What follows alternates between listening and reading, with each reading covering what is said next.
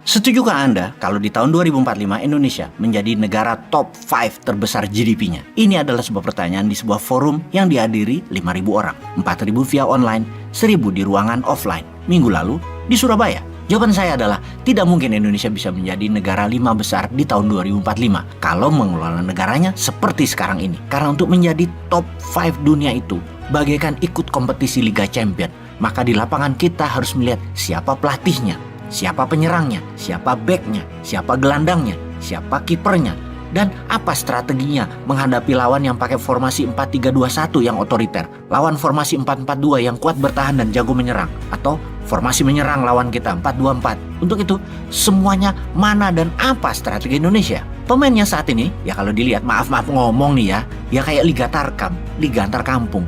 Itu juga belum tentu menang. Makanya untuk itu di tahun 2024 katanya Indonesia mau ada coach baru, mau main di Liga Champion. Ya kita lihat apa strateginya, lalu kita perhatikan mana pemainnya. Jadi juara nggak nanti Indonesia bisa kebaca dari awal pastinya. Sungguh, kalau kita mau jujur pada diri sendiri, zaman reformasi yang telah 25 tahun berjalan, jalan doang loh ya, nggak lari apalagi terbang. Ada 5 presiden sudah menjalani zaman reformasi, masih belum maksimum hasil bernegaranya. Oke, ada baiknya Indonesia membandingkan dalam periode yang sama pejabat yang berkuasa antara tahun 2014 sampai tahun 2021 di negara lain, di mana sama-sama kena masalah COVID, sama-sama kena efek perang di Ukraina, sama-sama kena efek naiknya harga BBM. Kita bandingkan dengan Narendra Modi, Perdana Menteri India, di mana ketika dia menjabat, GDP nasional India di tahun 2014 adalah sekitar 2 triliun dolar. Dan di tahun 2021 meningkat menjadi 3,2 triliun dolar. Tiongkok di bawah Xi Jinping di tahun 2013 GDP-nya sekitar 9 triliun dolar. Di tahun 2021 menjadi 18 triliun dolar. Indonesia di tahun 2014 kira-kira 900 billion dolar.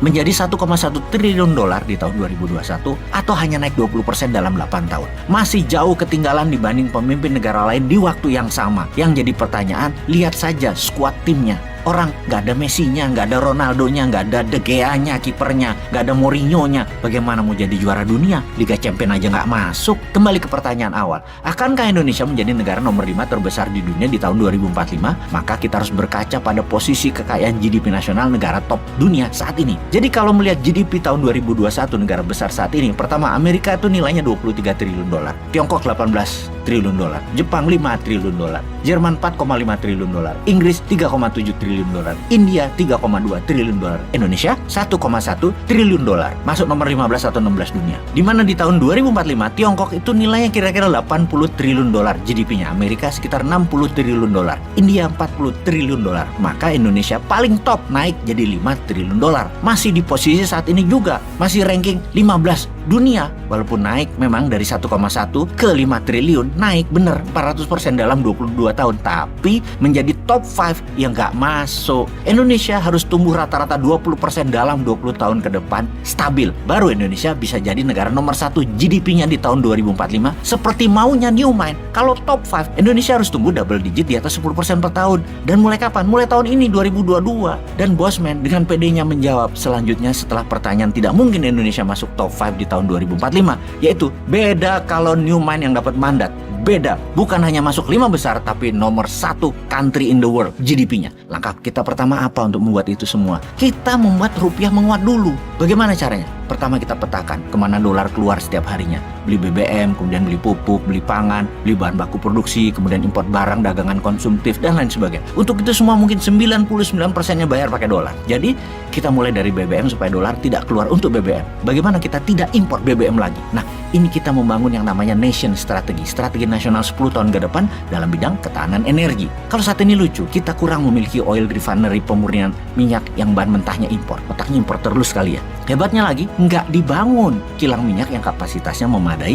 Hingga saat ini kita impor BBM jadi, bukan hanya crude yang kita impor. Kebijakan nasional bahwa Pertamina satu-satunya perusahaan yang boleh jual beli minyak diubah. Semua swasta nasional boleh. Negara tinggal memajaki saja. Saat ini Pertamina lembaga yang sangat tidak efisien. Bandingkan dengan Petronas yang sumber bahan bakunya 1/10 Indonesia atau 10% saja, profitnya lebih bagus dari Pertamina. Jadi ikutkan swasta nasional membangun ketahanan energi nasional. Jangan dimonopoli Pertamina. Negara itu di atas Pertamina. Kalau sekarang Pertamina adalah negara, lah kebalik nggak tuh? Swasta harusnya boleh punya kilang minyak sendiri, boleh punya refinery sendiri, boleh punya distribusi sendiri. Swasta boleh bangun refinery berbahan baku kondensat, light oil, dan gas alam dikonversikan jadi BBM. Teknologi hydrocracking murah dan bisa skala mini. 10.000 barel per day ada, 5.000 barel per day ada, 1.000 barel per day pun ada. Dan ini bisa at site, di sumur tambang atau di bibir tambang, di mine mouth. Nggak ada biaya distribusi bahan mentah. Dengan mengubah semua kondensat dan gas alam Indonesia, ini bisa mengurangi unsur impor.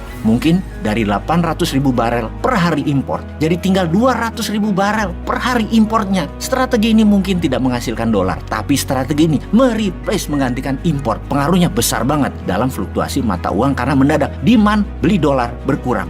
Sekarang kebutuhan dolar malah negara sendiri yang beli. Lalu lucu, intervensi jual dolar di pasar, tapi besoknya dibeli lagi oleh negara untuk dana impor. Wes, kuapokmu kapan, Jal?